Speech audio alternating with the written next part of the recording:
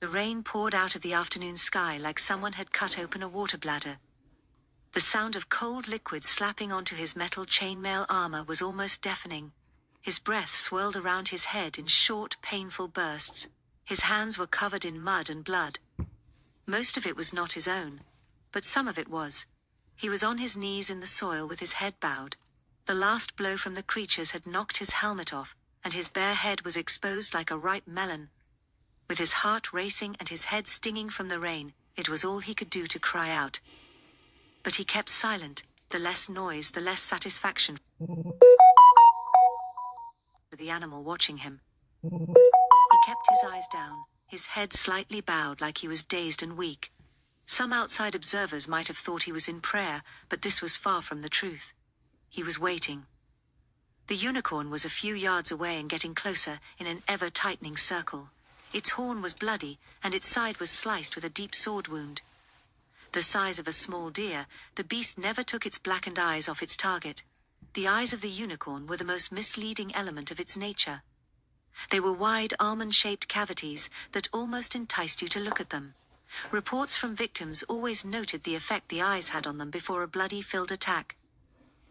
Only the luckiest ones survived a direct assault from a unicorn. It was slowly getting ready for a death charge. The unicorn's own labored breathing matched his own.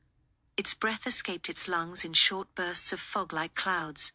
Nearby, another unicorn lay still and unmoving in the muddy waste. Its huge belly betrays its pregnancy.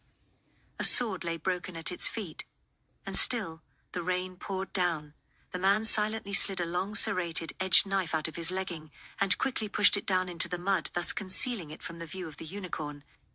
He had to be patient despite his pain. Silently he prayed to the gods for guidance and strength, for this unicorn was particularly clever. That made it even more dangerous. He had been hunting this one, the one he called Red Scar, for more than a month. He named it so because of the piercing scar that stretched down its head onto its snout.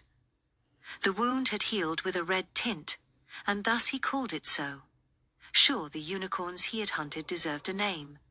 These were the ones who took the longest to track, and the ones who had killed more than a fair share of people. They hunted in packs, and often attacked small villages and farms throughout the kingdom of Tamara Downs and beyond. He had done his job well.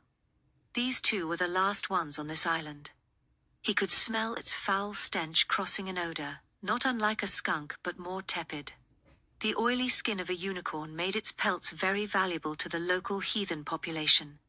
Their meat was bitter and not fatty enough to make them worthwhile to hunt for food. The skin and horns made them desirable to mankind, mainly amongst the pagans who viewed the creatures as unique and magical. They were not, of course.